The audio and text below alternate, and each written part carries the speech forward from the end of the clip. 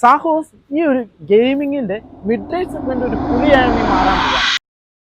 ഐക്യുവിന്റെ പുതിയ ഫോണായ നിയോ 10 എന്ന് പറയുന്ന ഫോണാണ്. ഇതിന്റെ R സീരീസ് ഉണ്ട്, പക്ഷേ 10 ഇതിന്റെ അത് വരുന്നതെന്ന് വെച്ചാൽ പ്രോസസ്സർ എന്ന് വെച്ചാൽ ഇതിന്റെ ചങ്ക് ഇന്ന് വരുന്നതെന്ന് വെച്ചാൽ സ്നാപ്ഡ്രാഗണിന്റെ 8S Gen 4 ആണ് ഇന്ന് വരുന്നത്.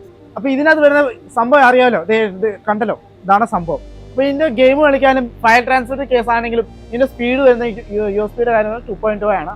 പക്ഷെ ഇതിന്റെ ക്യാമറ കേസ് പറയുകയാണെങ്കിൽ ഇതിനാണ് ഒരു ഐക്യു വെച്ചും കൂടി വ്യത്യാസം വരുത്തിയത്. സെൻസർ എന്ന് വെച്ചാൽ ക്യാനൺ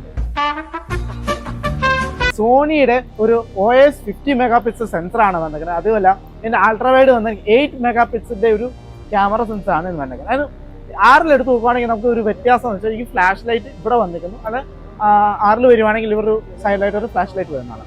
ഇതിന്റെ ഫ്രണ്ട് ക്യാമറ എടുത്ത് പറയുകയാണെങ്കിൽ 32 മെഗാ പിക്സൽ ക്യാമറയാണ് ഇതിന്റെ അകത്ത് വന്നേക്കുന്നത്. ഇപ്പൊ ഒരു പുതിയ അവതാരമുള്ള 7000 mAh ബാറ്ററി. ഇതിന് 7000 mAh ബാറ്ററിയാണ് ഇതിൻ്റെ അകത്ത് വന്നിരിക്കുന്നത്. എന്ന് വെച്ചാൽ നമുക്കൊരു നോർമൽ യൂസേഴ്സ് ആണെങ്കിൽ 2 ദിവസം അല്ല 1 ദിവസം മാക്സിമം ഉപയോഗിക്കുന്നതാണ്. ഗെയിമൊക്കെ കളിക്കുന്ന ആൾക്കാർക്കാണെങ്കിൽ ഒരു 5 hours 6 hours നോൺ സ്റ്റോപ്പ് ആണ് അവർ കമ്പനി പറഞ്ഞേക്കുന്നത്. എന്നാലും നല്ല ഒപ്റ്റിമൈസേഷനും എല്ലാ കാര്യമാണ് ഐക്യു ഈ പ്രശ്നം കൊണ്ട് വന്നിരിക്കുന്നത്. അടുത്ത എന്താ ഗെയിമിങ്ങിൽ BGM ഒക്കെ 144 Hz ബൂസ്റ്റ് ചെയ്യുന്നുണ്ട്. അതേസമയം നമുക്ക് നോർമൽ യൂസൊക്കെ 120 FPS ആണ് ഇതിൽ ഗെയിം കളിക്കാൻ പറ്റും.